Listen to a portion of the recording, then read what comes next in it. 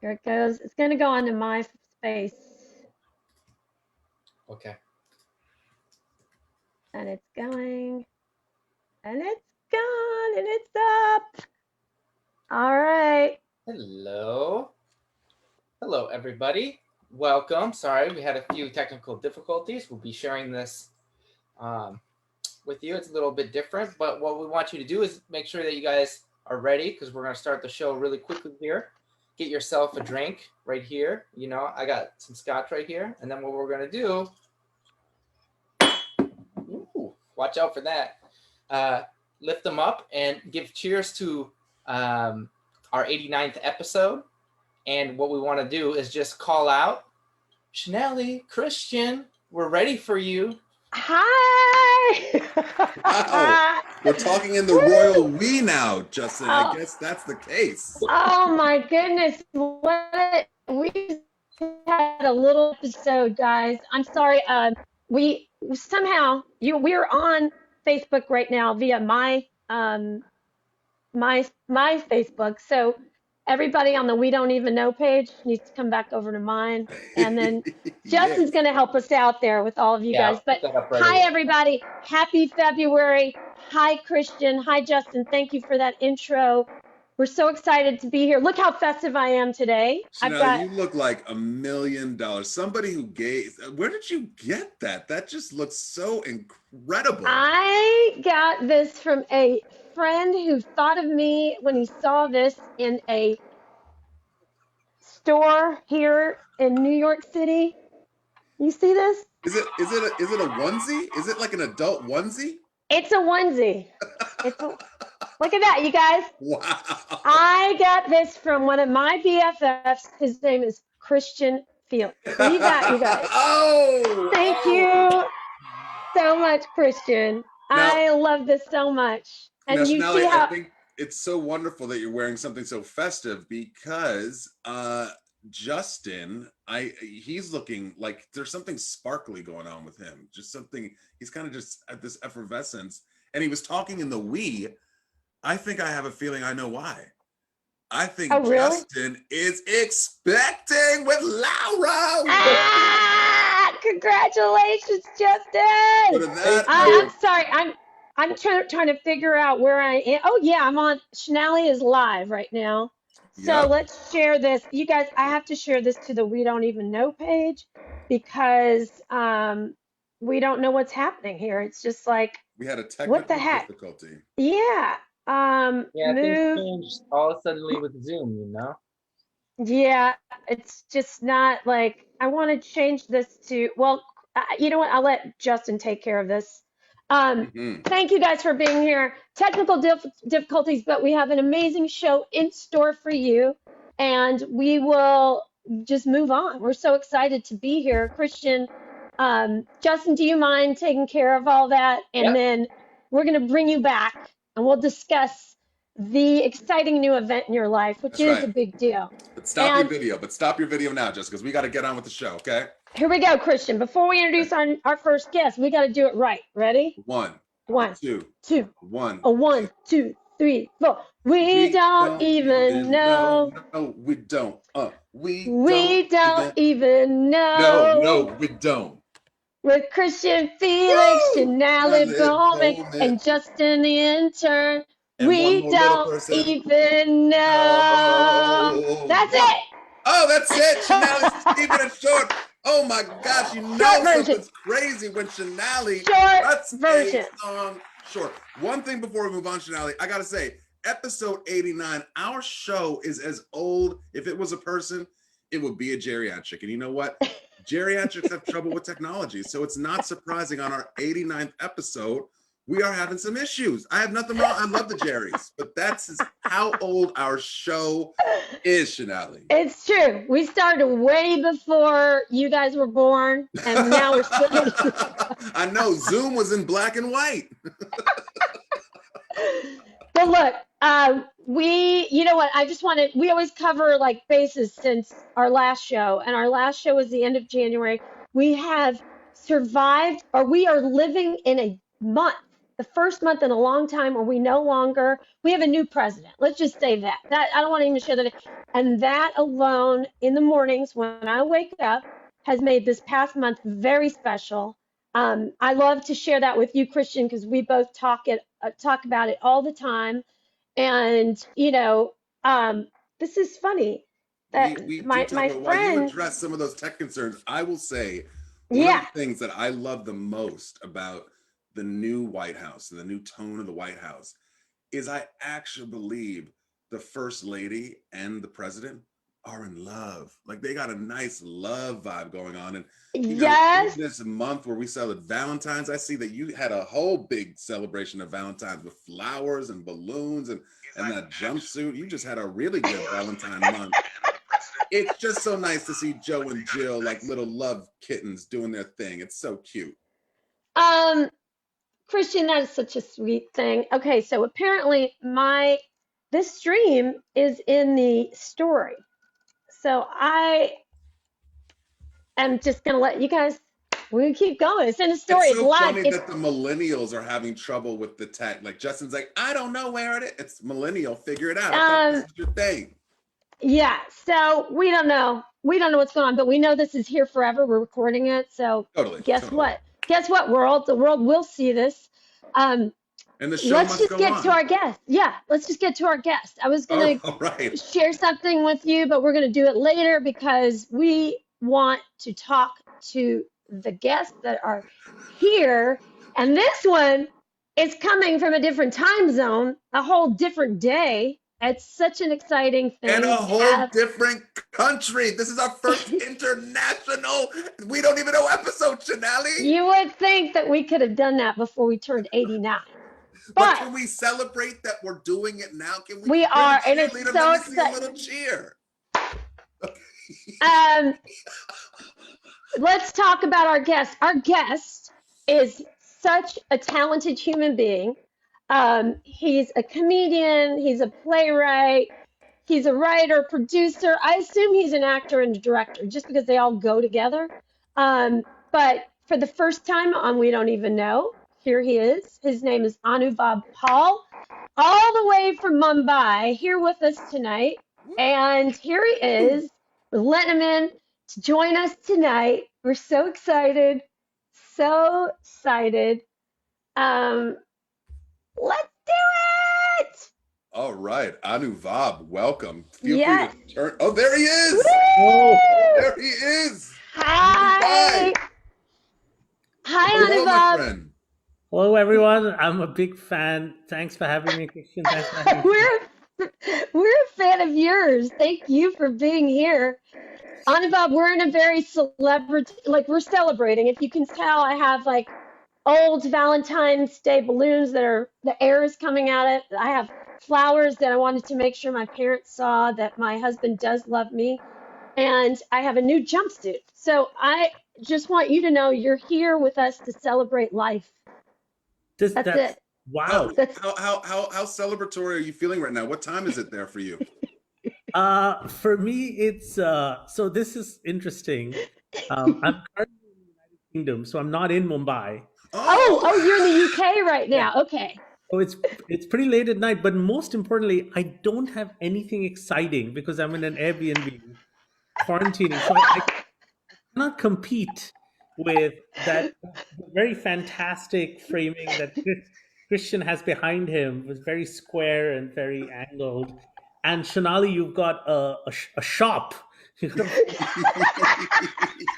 I gotta ask you though, it seems like you have somebody very important in the frame behind you. Is that somebody important from your family or somebody of note? So I'm basically I rent this Airbnb from this really old English couple that I met in India, and for some weird reason, I have no idea why, they have a framed photograph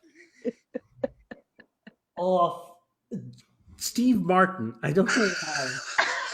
I thought it was Joe Biden, but it's Steve Martin, the famous banjo player. So I don't know. The things you that picked the right place in Airbnbs in the UK. You just learn something new every day. Has to be intentional, Anuvab. That has to be.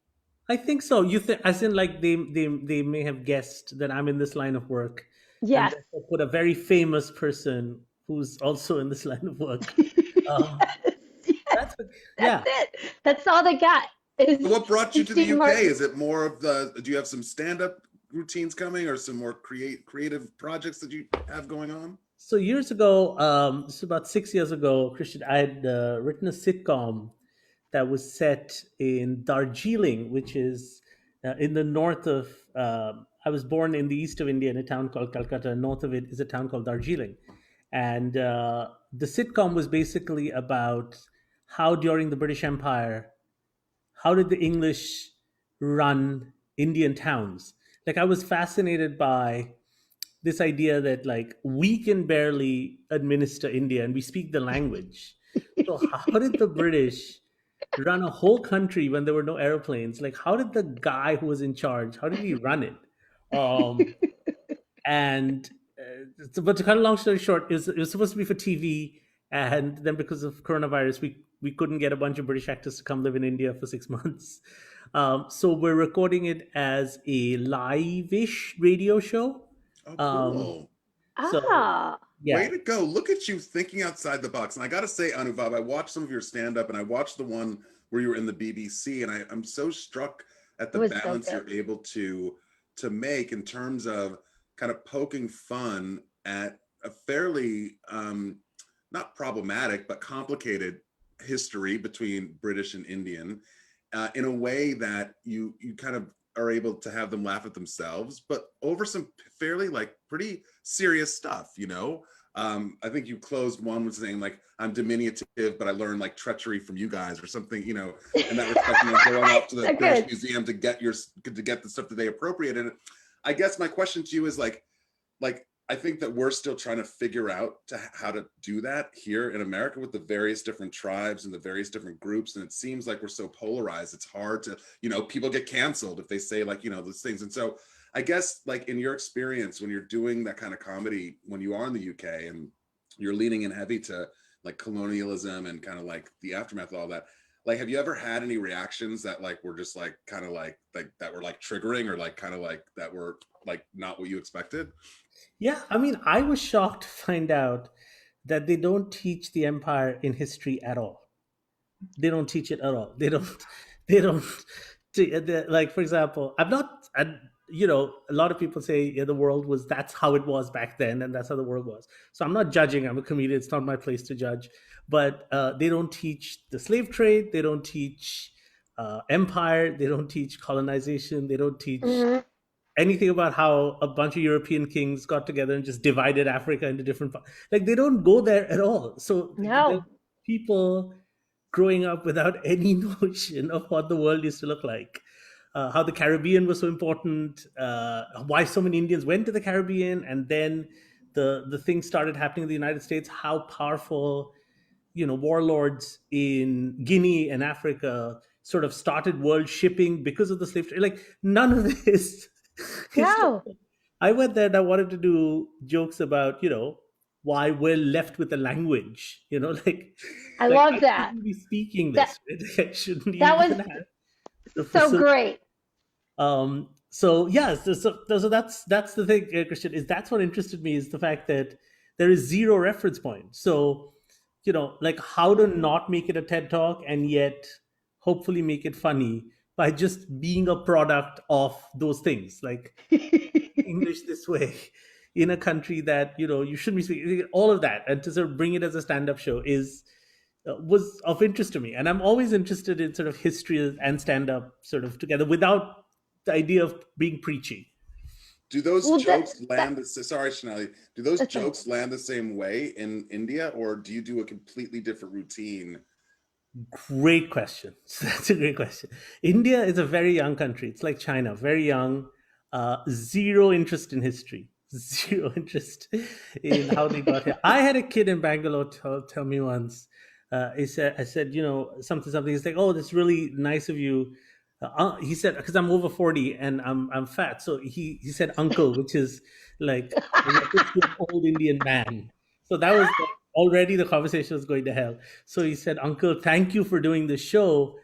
we didn't know that we didn't know that the British were in India for this long. So I was like, he was the millennial, and I was like, how do you think we speak English? And he said, oh, I don't know, from Facebook. So it's very different India. You know, India is a young country. It's like your stand-up audience. It's Yeah. young, it's hip, it's on YouTube, it's you know, it follows TikTok, you know, it's so they're a very young, vibrant country and not necessarily English speaking. So they're somewhat interested, but the conversation about what the past used to be and colonialism and all of that, it's not a big topic in India, Well, as much as it is being questioned in the West. so that was what I was going to ask you. When did you, to me, I have never met an Indian person that decided I'm going to be a comedian, right? In the US, you meet a lot of people that would just say in college, I'm going to be a comedian. As for you, where were you when I assume you were doing something like being a chemist before you decided that you were going to go into comedy. I don't know, but I want to know where you were when this was something you knew you had to do, So and I wish I was how a did that chemist, happen? Shonali. I'd have a much more stable income if I was a chemist. And I wouldn't have to live in Airbnbs in the UK to make a living. But I wish I had a skill like that. But a lot of it has to do with the comedy store, the UK comedy store that opened a comedy store in Mumbai. I used to be a scriptwriter. I still am. I write Ah, scripts for Bollywood, where I do most of my living, but also for the UK. But so Bollywood is sort of a little different now. We have less singing and dancing. They actually need scriptwriters nowadays. Um, mhm. and when the comedy store opened Love in India, Bollywood. we had a very sort of amateur comedy movement in India. So people used to do it in hotels and in English, and it was tiny, etc. But the comedy store started, and a bunch of young kids started doing stand up in a professional setup, and then they started taking their videos out to YouTube, and it became like this massive thing. Now there are hundreds of Indian comedians, most Right. It was doing it in born out Hindi. of this comedy store. Hmm. Now, what's so ironic to me, at least, is the fact that the very kind of colonizers that historically were like blah blah blah blah. Now we're the very ones to kind of offer you the platform to to get your comedy to the world. So Isn't it's that so crazy? That's it absolutely is. crazy, right? And I've always wanted to do a documentary about that. And the British owners have left because they had a fight with the Indian owners, and they were joint owners. So it almost mirrored like the empire. And I Did you always have a party, Anuvab, when they left it like, yeah, again, we won again. You're out. yeah, yeah, they planted a flag. Like I was like, how crazy is this? This is like mirroring. You know, I always thought they'd make a great documentary. But yeah, so to answer Shalali's question, that became sort of the epicenter of a comedy movement. And lots of kids who were otherwise pursuing engineering, or because we're a very sort of, what is it, left brain, right brain? We're very sort of math science country, Right. evidenced by so many Indians in the US who do that sort of thing. So Hmm. it's not very common, but then this became a legitimate profession, albeit for tiny people. And now I'd say there are 10,000 comedians in India at least. Wow. Wow. Wow. Yeah, That's That's wild. pretty cool. To yeah. me, that's pretty cool. Also, I don't did, forget, it's got like India has like 60 languages, right? So there are right. comedians now. Like I went to attend a festival where I literally didn't understand a word that the comedian was saying because I don't speak that language. But there were some 200 comedians in Tamil Nadu doing comedy in a South Indian language, which is like I would Wow. have been the same way that an American person like you or Christian are. We Right. would not have understood anything. I But was just explaining this to Christian. My mom is from Andhra Pradesh. My dad is Bengali. So together, my mom understands Bengali, but my dad always is just sort of like, I have no idea. When we go to visit my mom's home, no idea what's being said. It's yeah, completely different. Different languages that it's like you, living in Europe. Yeah, I mean, most of the time I yeah, don't understand what my in-laws are saying. Like I think it's with camp. It's never good things, but it's yeah, right, yeah, right. I think that's like So, a huge misconception that people like me, I mean, I know a little bit more, but even like that data point around 60 languages, like that was more than I would have probably guessed if I was on Jeopardy or something like that. And I guess this is kind of like this could be a weird question, so you don't have to answer it if you don't want. But I guess when you're thinking about, so I don't even know where you spend more of your time, but given the fact that you grew up in Mumbai and you're seeing this is a new country, you're seeing a lot of change and things, is there do you ever have like sentiments of like, I wish something for the whole of India, like I wish that we could do better at X? And I know, again, that's like a weird kind of question, but I mean, I was like, I'm going to ask him that. I have to think about if I got asked that question. And I think in this moment, I wish that we, like, it's a simple thing. I just wish that we could get along better. I wish that we could just problem solve better as a country. And I feel like we're just not even able to do that. So any thoughts on like where you're feeling around that? Very similar places. You know, we don't listen, like the different sides of Indian opinions don't listen to each other. If you're a comedian, you're an artist, by default, you are a little left of center, you are liberal, you are, you know, I don't even know what liberal means anymore. It just means don't cut off the other person's head. That's what it's come down to now. You know, it's just you like to listen. But similar, you know, we have a pretty strong government in power now, who are very sort of they believe in this sort of very strong idea that India is a Hindu country, made up only of Hindus, whereas sort of the whole charm of India is that there is no national religion or national language, that in the constitution they never made one, that it's a country of assimilation. Anyone can go into a temple. You know, it's you know, the spirituality thing comes out of that you can be anything, you can just get lost.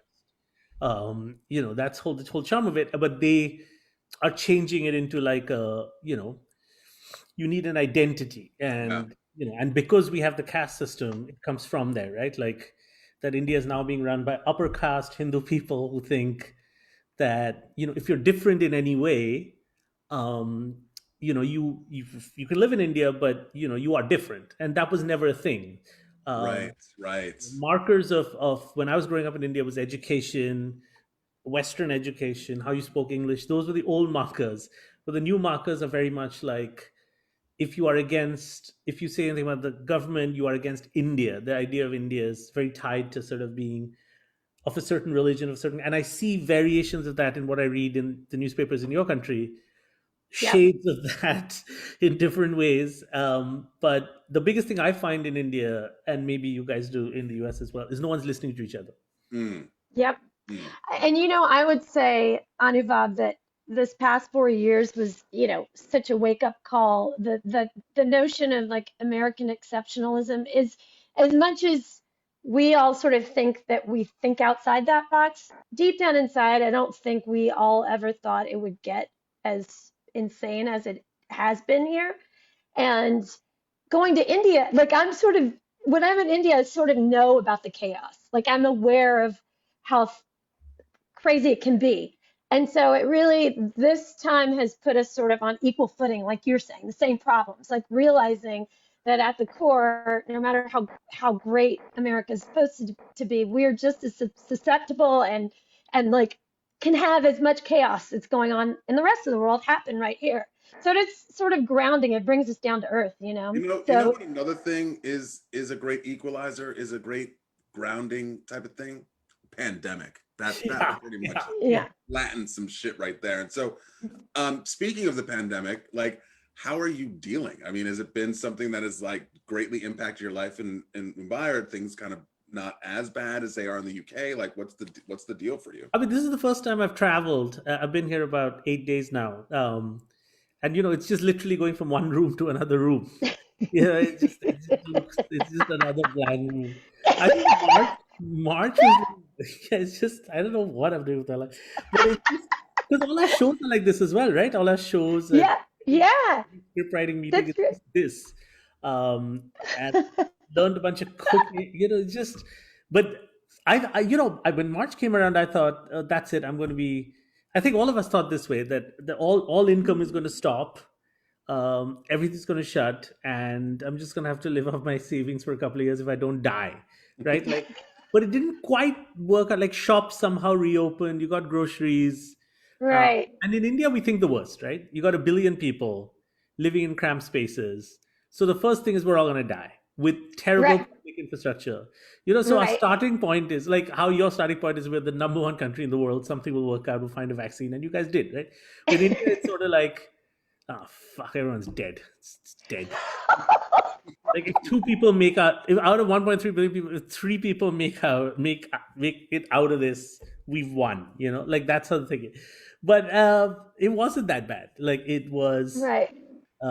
There was an article recently in the Wall Street Journal about why the cases have rapidly fallen in India. And apparently it has to do with the fact that we already have so much immunity from every other disease. Because we're dealing with diseases that have been eradicated in the first world. Right. Wow. That's a silver lining. Yeah. So I don't know what else. So, your body already has stuff. So, you're dealing with that sort of thing. And now, also, is your wife still in Mumbai, or she was? She is. Yeah. Mumbai. Now, I did recall that she was encouraging you to get on the treadmill, get your steps in. I understand that you spent a little bit of time exploring the very restorative act of yoga. Is that still something that you tend to do? Well, right now, because of this recording, and I'm very, very happy that it's 3 o'clock in the morning in Mumbai. I'm fast asleep, but I can eat whatever the hell I want. I come from a part of India that is not vegetarian. We eat coastal part of India, so we eat a lot of stuff. So just that, and the fact that I don't have to sign up for something called Zoom yoga, which I was a part of. And I know, Anuvab, downward dog just don't look the same on a Zoom, does it? I mean, I know you guys, either yoga is a big thing in the US. Maybe you can explain to me, how are the teachers so optimistic that early in the morning? Like, there's a pandemic, like, nobody has any job, and they're really really happy early in the morning. I know. I know that you talked about the fact that that yoga was not born out of some cafe or coffee shop somewhere in London. Shonali talks a lot about just the dissonance between people like Westerners who take the practice like really, really seriously, but perhaps don't really know that much about it. And I think this example highlights it more than any other. A friend of mine who lives in Long Beach, I was out there during the pandemic. We were doing yoga on the bluffs outside. All these people, it was great. And apparently in one session, one of the teachers, who was not Indian, American guy, was saying, okay, everybody, we're going to get into corpse pose. And apparently corpse pose is you just lie down on your back and you're just kind of pretend that you're, a corpse. And he said, the way I'm going to get you into this, I'm going to shoot you. Bang, your corpse. Bang, your corpse. Bang, your corpse. And so people got like PTSD from like mass shootings or guns. Yeah. It was like a complete disconnect between namaste and like bang, bang. It's like so American, like shoot somebody into a pose, Yeah, that would trigger all sorts of stuff. That would literally, no pun, trigger. Yeah. You know what I do, Christian? If that teacher did that to me, I'd just take a nap. I'd just be like, you shot me. I'm dead. I don't know what you're doing. Also, I think that the thing about so much Zoom is it brought the world closer, right? Like, I think Shonali and I were able to watch a disco dancer together. Yes, that was the best. Those kinds of things, I don't think, like speaking to colleagues in the West, like that kind of thing doesn't happen when you're bouncing around stage to stage in India trying to make a living. Like, so that's so true. Yeah. Yeah, and I love that because, like, real quickly, I met Anuvab through Dave Hill's show where he did this party, the Zoom party, which you saw, the watch party for Disco Dancer, which is one of my favorite Bollywood films. And same with Anuvab. We both agree it's hysterical, not that it was intentionally made to be hysterical. And he wrote a book about it. And I instantaneously, okay, this is my new friend. So this is one of the reasons you're here, Anuvab. You're my new friend. That's very kind. I've always, for the longest time, thought that this movie somehow needed to reach hip, cool people in New York, who are artists, people like you guys.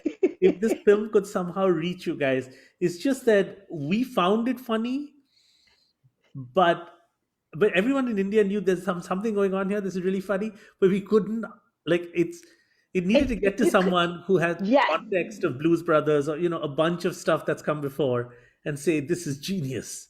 Yeah. You know what? It is genius. Shonali put that on the radar, and I'm gonna make sure I'm gonna sell more copies of your book, just so you know. I've been telling everybody about it because it's so, and one of my friends had already had it that I was in Atlanta, Georgia. John Robinson. He was like, I already have this book. I used it he's a film buff. So he'd used your book in some discussion that he had on the movie in Atlanta, Georgia already. So What happens is every time the something happens with Disco Dancer and more books sell, etc., the director wakes up, and the director has been trying to send me to prison for a long time. Because I don't know if I told you know the story, but I don't know if I should mention to Christian. Basically, the director did not think he made a comedy. And so he's not very happy with Anuvab. This is real. This is real. Yeah, he tried to sue for defamation, and he also wrote an article in the main newspaper in India titled "Why I'm Not Funny." I think he's a comic genius. And on that note, everyone needs to see Disco Dancer also, and in addition, so you can understand how great this story is. It'd be great without them watching the movie, but it makes it even a better story after they see it. And Anuvab, I hope that you framed that article. I did. Yeah. I mean, I want him to be my friend. I want him to cut on my shoulder at midnight, but he wants to take me to court. I don't know what to say. Well, Anuvab, we got to thank you. We got some more guests coming in, and we are so thankful that you're here with us today. And we will share this in a big way so that everyone knows about the fact. First of all, you're not in jail, which is also a tremendously big deal. Yeah. And here he is with us from the UK with a Steve Martin picture behind his head that he did not put there. Whatever he damn wants to. Yes. Yeah. Thank you so much for being with us, and we'll stay in touch. Good night. Good night. See you later. Thank you, Anuvab.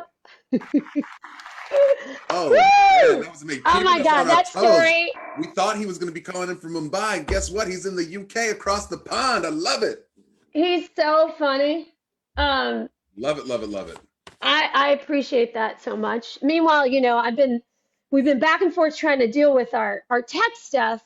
But you know what? It doesn't matter because this is a show that will be here forever. And we've got guests. We have the next wonderful guest here for the first time. We haven't been able to be with her in a year because we used to have our show at the KGB Red Room, and she was our hostess with the mostest.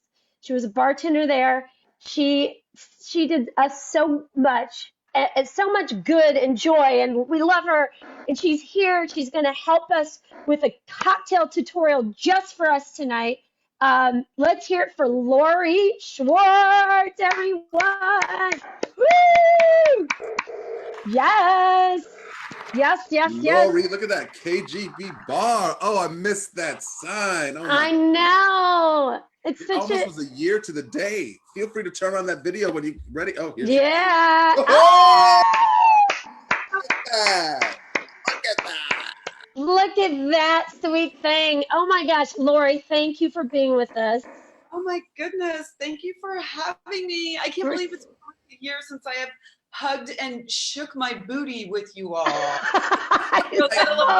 Cocktails, etc. I know. My gosh, we've had so much. Fantastic, by the way. Oh my God. Well, thank you. I have a good backdrop. I happen to be in the Red Room, so it makes it so amazing. Not look too bad. Exciting. And it feels so good. And the Red Room, I have to say, is one of the most beautiful bars in New York City. I mean, it's just a special, beautiful place, and I can't wait to get back there as soon as I get a couple jabs in the arm. Yeah, I know. Jabs and party. That's what it's about. That's what it's going to be. Lori, thank you so much for agreeing to make a cocktail for us with us tonight, because you've been doing that throughout the pandemic. You've made these amazing cocktail tutorial videos that I love so much. So I'm so happy you could do it with us tonight. And I had asked Lori a request to base this in romance, and she said she would for February. So Well, What are you going to do? So for one thing, let me just start like this, because I did have to make you and Christian your gin and soda and gin and tonic. Because we don't even know podcast without it. And that's my girl. Justin, the intern, Bhowmik right here. Oh, that's so cute. And I have a check bar for Lara and Jasper Patch as well. Don't open now, Lori. Don't open up because I don't know if you heard on the top of our show, Justin and Laura are expecting. Oh my God. Okay, well, I haven't opened hers yet. Okay, Right, okay, I'll good. do it myself. So congratulations. Celebrate now. Yay. Love. So yeah, and I also have some bullet rye lined up to do shots, like a normal night. But Lara, sorry, we'll do some iced tea for you. Okay, so I'm gonna make a Flirtini, which was created for one of my all-time favorite shows, Sex and the City. I called it. Oh, good. And Exciting. to make it home. Also, I'm trying to do this, so I want to make sure you guys are close enough. Oh yeah, bring it down. Yeah. So Kettle One is the vodka I'm going to use tonight. Really, Okay. any vodka. Vodka that's cold is drinkable. It doesn't matter what vodka it is. Okay. So I'm going to serve sign here. And then I'm also using Chambord, which is a raspberry liqueur. Truly, there's other raspberry liqueurs. There's even like a dark raspberry that isn't necessarily a brand name, will be delicious. So it doesn't have to get super pricey. And pineapple. I gotta write this down. Pineapple. Ooh, yum. In a shaker, and I'm using jiggers tonight. And I'm going to start with 2 ounces of the Kettle One. And you know, you can always make this bigger or smaller for yourself. I personally would probably make it a little bigger for myself. I think we're 2 peas in a pod that way. It's not for everybody, but it's for some. Yeah. So here Look at we that go. bottle. This is a 3/4 pour of the 3/4. Yeah, 3/4 ounce. Pardon, 3/4 ounce. Okay. 2 ounces of the vodka, 3/4 ounce of the Chambord, and then 2 ounces of the pineapple juice. And you know, there's something else that you can do with this. I'm once again starting with a chilled glass with ice and water, just because it makes every drink taste so much better. But after you're done making this, you're also welcome to top it off with a little bit of soda if it's too strong for you with that much juice. You know, I mean, That's Jasper. yeah, and the thing is, you keep the flavor, but you give it a little fizz, and it does dilute it a little bit. And you can watch how much ice you put in it. You can shake it longer. That also dilutes it, which can help too. And it makes it go. Hey, Christian, are you taking notes on that? Listen, you're the one who needs to be focused on dilution, okay? I need to be focused on concentrate. Sorry to interrupt, Lori. Sorry to interrupt. Sorry. So I'm going to say I like to do 10 seconds on each side because I like the workout personally. You know, you can do more, you can do less, just whatever works for you. And I'm not going to make you sit through 10 seconds on each side, but you get my point. It's a booty shaker, you know what I'm saying? You know, we need a DJ here. Like you guys had a dance party that one night. I know. Oh, we my will be God. doing it again. So I'm going to pour this off. Okay. So we've got our chilled glass now. And Awesome. to strain the cocktail. Oh, that looks beautiful. Wow, look at that pour. Oh my Nice coffee, right? And you can kind of see the layers of the Chambord with the pineapple juice. Woo! And I've got a pineapple wedge as a garnish. You could also use raspberries. The store I went to tonight didn't have raspberries, believe it or not. Oh. So I went with the pineapple. But I love pineapple. Hey, Lori, before you toast us, cheers. Lori, before you toast us, I got a question for you. yes. Are you flirting with me? I hope you are. Cheers. Well, now I'm blushing with you. Cheers, Lori. Oh, thank you so much. Wow, that must be an incredible. I'm gonna get the ingredients. Now I'll take a picture. Jason, could you give us a big round of applause for Lori though right now? Can we get that going? You guys, and I am going to finish it off with shots of Bullet Ride. Woo!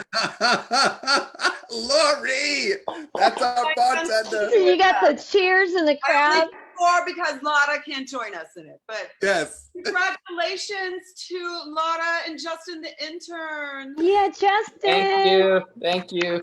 And thank you for having me tonight. We love you. We Thank love you, Lori. Fantastic, and we'll see you again soon. It's happening. It's happening. I hope so. Good night, guys. Good night. So love you. Thank you. Yay! Wow. That was awesome. Shonali. I mean, we have some just incredible experiences on this show, even when we're remote. And I got to say, a lot of that credit is for you. You just bring the magic together, Shonali. So. Oh, Christian, I appreciate that so much. I mean, I appreciate this more, but no, I'm just kidding. Well, I would be remiss before we bring our next guest on. Yeah. I was gifted this amazing sweater. Woo! It looks so good. From a friend. That is a cool. From a friend who loves me most of the time. Yeah. And it's just beautiful. I love it. It looks I'm wearing this in honor of Black History Month. Yes.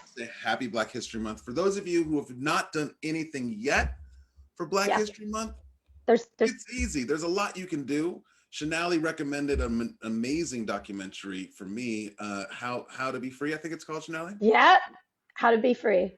So I recommend that. I believe it's on Netflix. It's PBS. It's an American Masters. It's American Masters, PBS. Anywho, just wanted to say that. Oh, yeah. And I'm going to share this book that you shared with me. This is amazing. This is an amazing book, and it actually, I think, has done things to my brain that have not been done before. There are a lot of people that aren't represented in history, and we don't know their story, and we perceive history. We just heard from Anuvab. We already know. Sure do. I'm not going to lecture you. It's a great book. The author is Sadia Hartman. Yes. And you should read it. All right. So I'm so glad you did that, Christian. That's important. Black History Month is very important. It's sort of a part of our lives, and sometimes we take it for granted that everyone's on board or knows about it. So it is important. It's always important. But yeah. You ready? I am. We got our last guest tonight.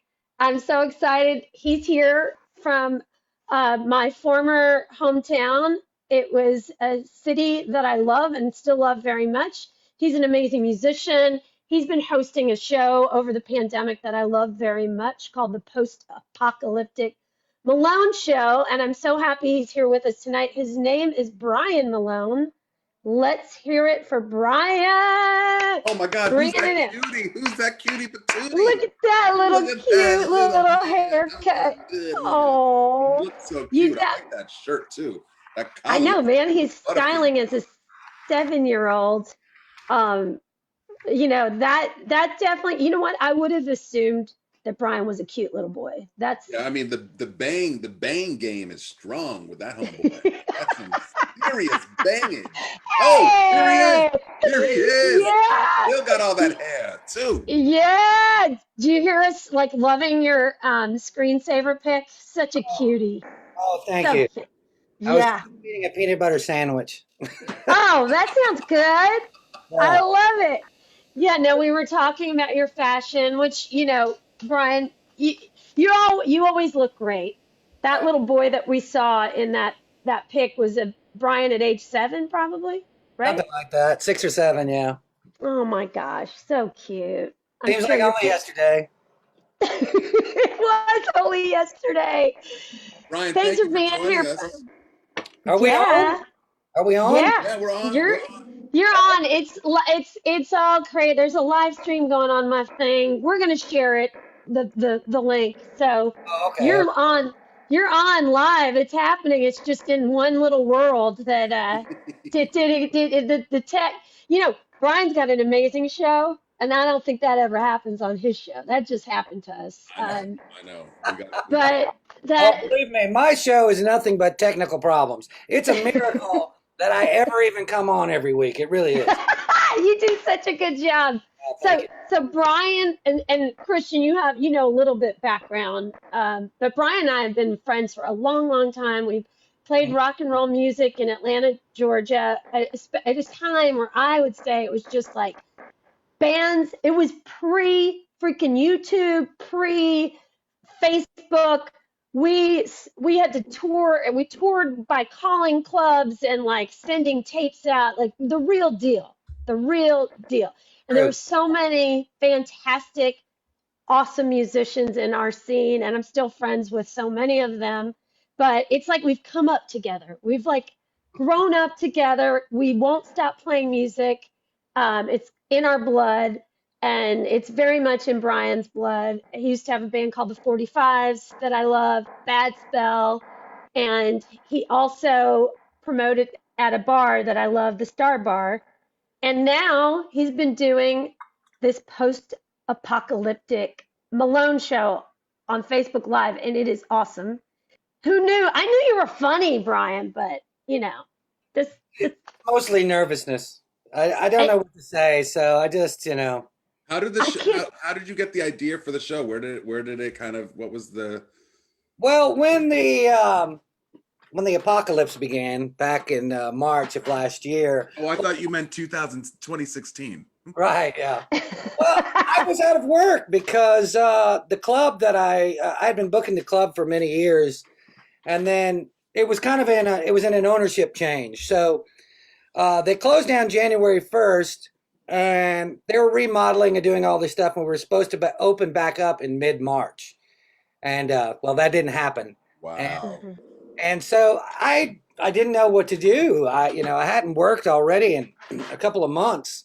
And so I just, I was just kind of looking around on Facebook, and everybody was doing these live shows. And I was like, well, I guess I'll try that. It was really out of my wheelhouse because I've never really played solo or done acoustic shows or anything like that. So I was quite nervous about it, but I did. Isn't that amazing though? Because you've been playing music for so long, and that it is a very, very different thing to play by yourself. It's just terrifying. It's terrifying. And yeah, I was not. And one of the things, so I did the first show and it went well, and people tipped me, and I was like, well, that's kind of good. So I can keep the lights on this month. And then I did another one. And then a friend of mine came up with the name. Actually, he's like, man, this is like post-apocalyptic Malone show. And I was like, oh, that's the name. So then I had a name. And then I realized very quickly that, it wasn't like in the old days when, you would work up a set with the band and you would play it for like a year and you go around and you play. It's like this, like I would have to come up with new stuff every week. And so, wow, people aren't going to come back. And so end up doing, I do a lot of covers, and then I would have theme nights, like one night I did a Ramones night, or I did a Kinks night, or I would do a T-Rex night, and then just, just kind of talk. And it's mostly a chat room, I think, for me. It's because I just have a bunch of friends who come in and.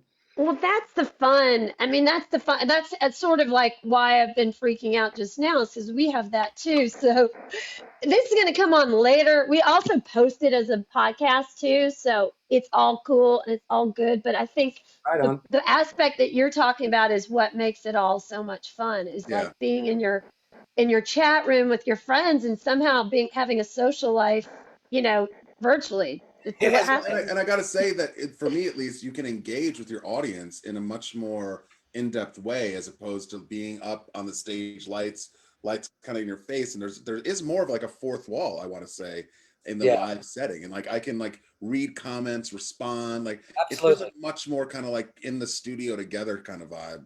Yeah, you're exactly right. And that's been one of the fun things about it. I kind of toyed around a little bit with like, kind of pre-taping segments and then showing it, but there was something about the tightrope act of being live, and you just, and that's what I always say, is like, you never know what's going to happen. Yes, right. Case in point today is a perfect example of that. And guess what? The show must go on, even if it's a show just for us. Oh man. Well, the whole point is for fun. And sometimes when you get stressed out by this, which I'm not stressed out by this, but just saying if it becomes something like that, it's the whole reason why you're not doing it for that. You're doing it. I'm doing it to talk to you guys, to talk to our friends, and Well, be the other real. thing, speaking of that, Shonali, that we wouldn't be able to do if we were in a live setting is talk to Bryan because you're not in New York, are you, Bryan? No, I'm in Atlanta. Atlanta. Now, are you from Atlanta? I'm actually from Tennessee, not far outside of Nashville. And see, Oh, and that's right. And since I'm from Nashville, that is actually right. That's where the beginning where I was like, oh shoot, he's from Tennessee too. a little So bit of Tennessee news that you may not know. The legislatures were trying to make a statue of Dolly Parton, and she turned that mofo down. Did she really? Yep. She goes, you know what? I think it's not the right time to put a statue of someone like me up in that place, even though I love the fact that you're giving me. By the time I leave this place and you want to do that, then do it. I just thought it was really a good look for Dolly. She never lets me down. But enough about Tennessee. Bryan, I want to ask you about Atlanta. And I just had a new haircut that quite nice.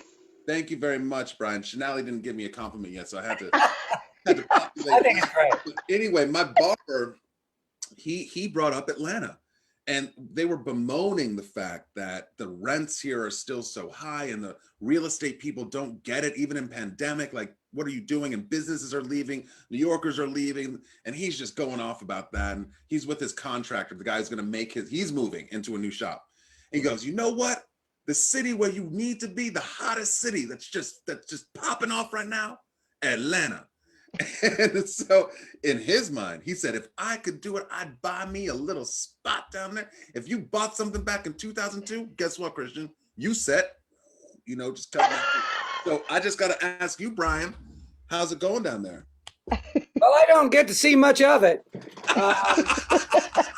Yeah. Oh, you locked down? I've been in lockdown for a year, man. I live in, Are you feeling that it's kind of on the up and up? Do you get a sense that Atlanta's kind of like sizzling a little bit, or do you feel like just it's kind of the same? I know that rents have gotten, like where I live now. I rent an apartment in Inman Park, and I've been here for 10 years now. And I remember when I moved in here, I thought the rent was outrageous, but I don't even know what they're charging now. I've been here so long, I think they lost my lease. So, hopefully no one's watching from the room. But yeah, I don't know if I could afford to live down here anymore. I mean, Right.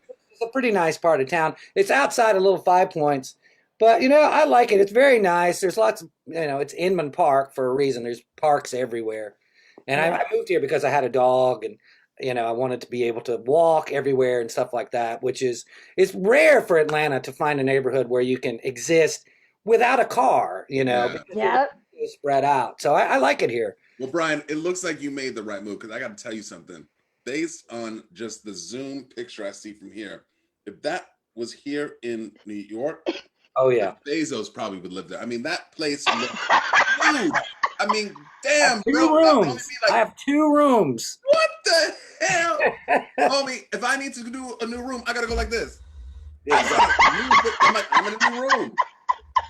It's so true. Wow. I swear to God, it's so you nailed it, Christian. I was like, man, you can live in a mansion when you live in Atlanta. Look at that. He's got like a wall of photos. Like I got all my photos stacked up in the corner, waiting for a day. That's the life. Like I want to be able to put my mom's. You got like photos of your family and everything. Wow. I mean, and then you take it for granted he knows he lives in a great place, but I'm just saying these are the little things that, you may lose sight of how awesome that is. And the plants, I got a couple of plants, but I'm becoming a better plant dad, I gotta say, although I'm not very good with the succulents, but I'm working on it. Bryan, I gotta ask you, what do you miss most since the apocalypse? before. Well, that's what I was gonna mention this earlier. This little show that I'm doing every Thursday has really become my window to the outside world because I don't really work other than I have some like online stuff that I do for money, but I mean I never go out. I don't. Yeah. Unless I go to the grocery store or something when I have to. So I used to be a very social person because I booked a club and I was always talking to bands and throwing shows all the time, and that just stopped.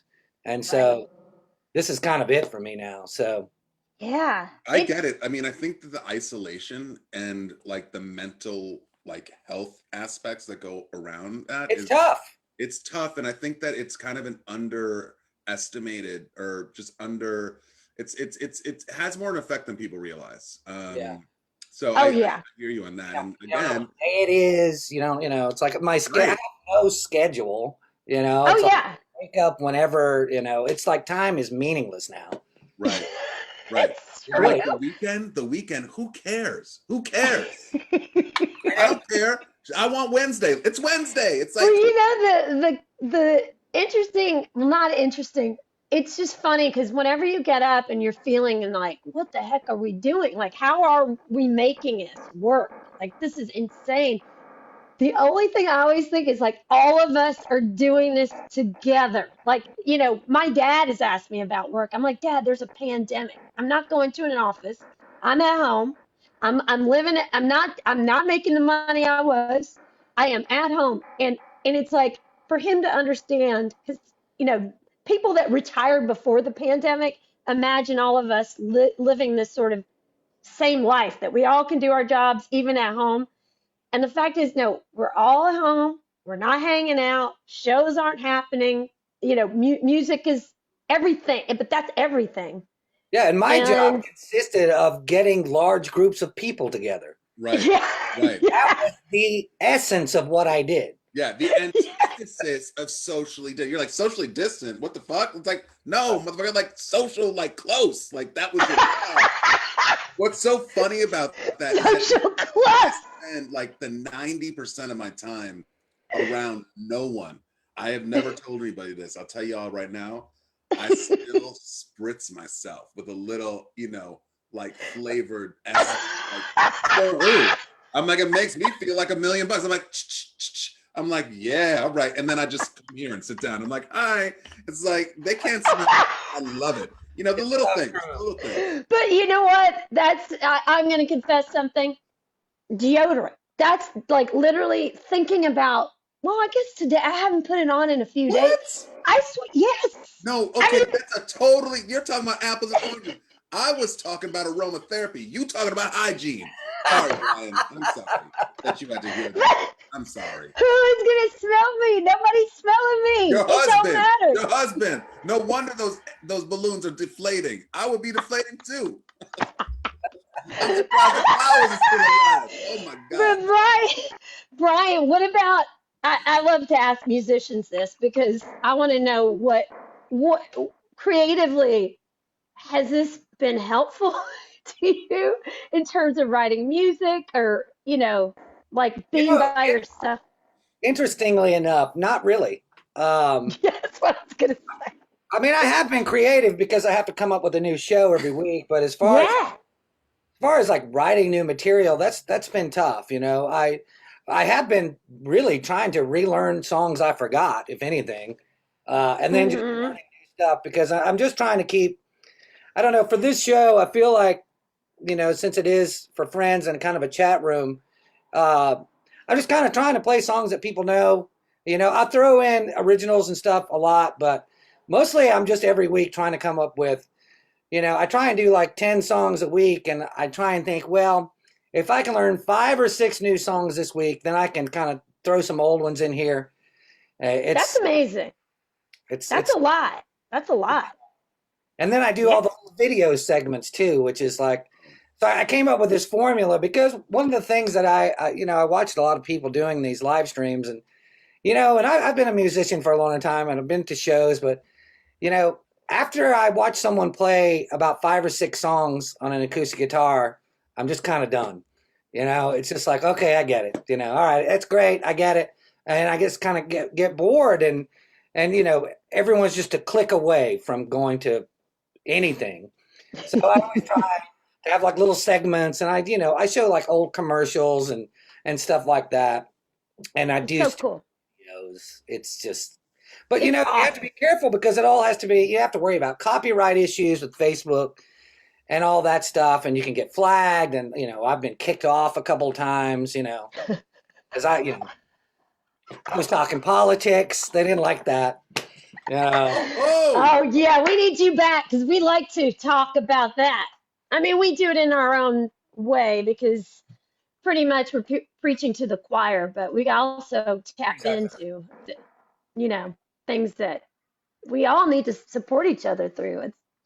I've just been campaigning for so long, you know, let's make politics boring again. Yeah, well, I kind of feel like Biden is doing a pretty good job of that. You know what I'm saying? I don't have to hear about him every day. I'm like, okay, someone's working on it. Exactly. I don't have to watch TV every day and go, oh my God. Exactly. Yes. And it's like, so what did Biden do today? Oh, he went to another memorial for like, you know, the COVID deaths. It's like, that's admirable, but I'm not like, oh my God, I need to see that. You know what I'm saying? Oh, what did Biden do? Oh, he brought his German Shepherds into the Oval. Okay, cool. Oh, what did Biden do? He and Jill got it on last night up in the presidential suite. You know what I'm saying? It's like things like that. Normal shit. Normal shit. And listening. Been waiting like normal shit for a long time, man. Woo, we need it. Our bodies, our brains, our physical bodies need it. It was like wearing us out. We have a pandemic. It's much needed. And this show is much needed. Your show is much needed. Everybody, Thursday on Facebook Live, the Post-Apocalyptic Malone Show. It's an awesome show. And with that, Bryan, would you play a song for us? I can try one. Let me see. Let's do it. I would love that. And let me tell you, this thing is on, somehow it's on my feed, but you know, it'll go up right away. I'm excited. Bryan's got an amazing voice. I don't know how the sound is, but I'll try. How's that? That's great. All right, let me try this. This is actually a bad spell song that cool. It was one of the last ones I wrote right before all this stuff started. I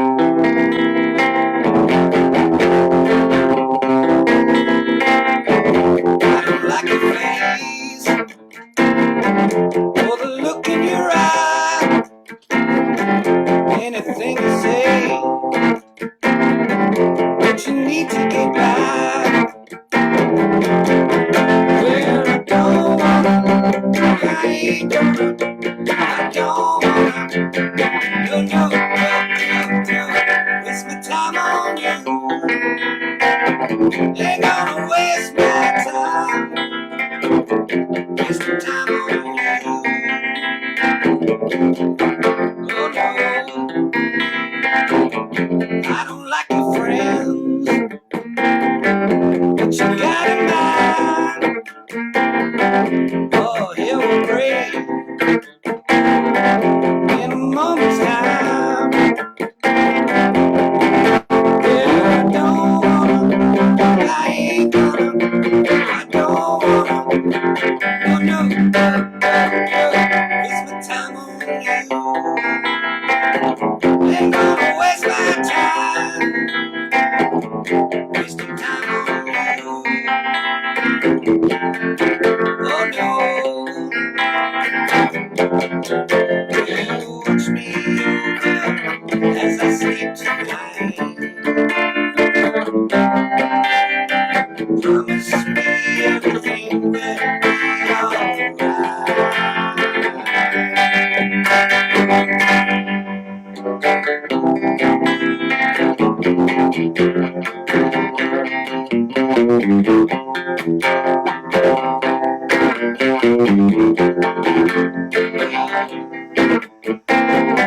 I don't like your face or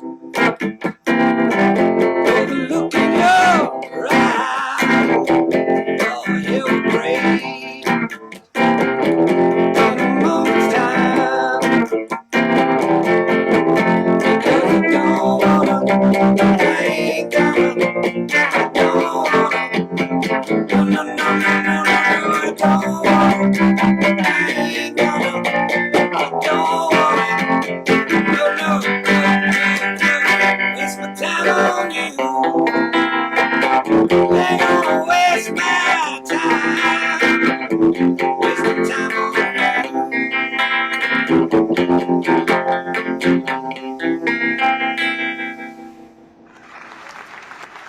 Oh my God, Bryan, that song taps into the emotion sometimes I feel before I have to get on a Zoom. You know what I'm saying? Don't wanna waste my time, not another Zoom cocoon.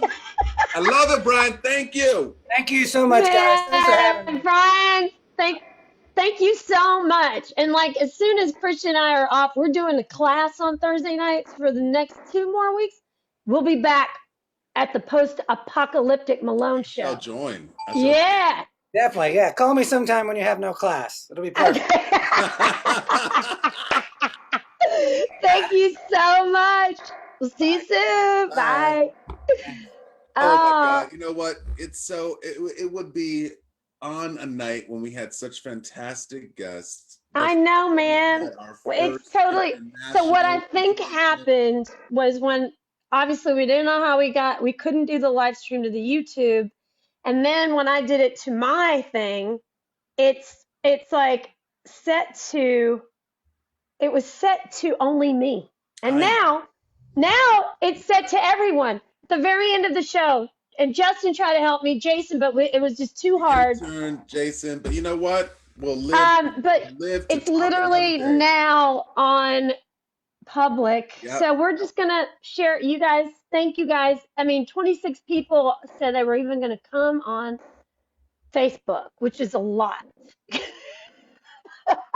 Oh, Justin, but you know what? Thank you for sharing your wonderful news with us tonight. Jason, come in here. Let's have a little. We don't even know powwow before we say goodnight. It's wonderful to. Oh yeah. Oh my gosh. We didn't even know we had this beautiful anime character here. Oh my gosh. Is it Justinia? Is it Justinia? Is it Justinia? Justinia. Is that? How'd you get that name? It's the feminine name of Jason. My brain's not working, Christian. My brain's not working. You know what? Neither is mine. I don't even think that name really exists. Who cares? Justinia, how you doing? Okay. Quite a voice you have, Justinia. Oh man. Well, I want to thank you guys all for being with me tonight, and we survived. I guess it just goes to show you, 15 minutes before we got to test it out, see what happens. Hey, we did our best. We did our best. We did. We did, and this is here for the world. It's here for the world. And speaking of that, before we end, if anybody has any type of tips of how to be a good father, feel free to email me, and I will organize it, and I will get compiled a list. Oh, tips! Definitely. The next show, we could share the tips with Justin. We'll have like a father tip. I think so. And just like really think wide, you know, in terms of just how to emotionally take care of the child and everything else. Our intern will definitely be thankful. That's a great idea. I'm also at intern status on fatherhood. So. Justin, the intern father. Yeah, we may have to change your title to the dad intern. It's an upgrade. Oh man, well, happy 1 month with a new president. It's been much better, and a new lady. Yeah, a new lady. And you know, I'm getting a vaccine due to my asthma on Friday. I'm very excited. And I am not excited. So we're slowly coming out of our caves. I can't wait till we all get to be together. Hopefully, it will be to celebrate the birth of Justin and Laura's new child. Maybe by then, we'll see. And with that. Oh my God. And with that, with Justinia, Justin, Christian, Shonali, love you. Thanks to our guest, Anuvab Pal, who has come to us from the UK, and Lori Schwarz, who was at the Red Room, who taught us the Flirtini, and our musical guest, my old friend, Bryan Malone. Check out his show on Thursday night, Facebook Live. And we love you guys. Thank you. Next time. Bye. Good night. Bye.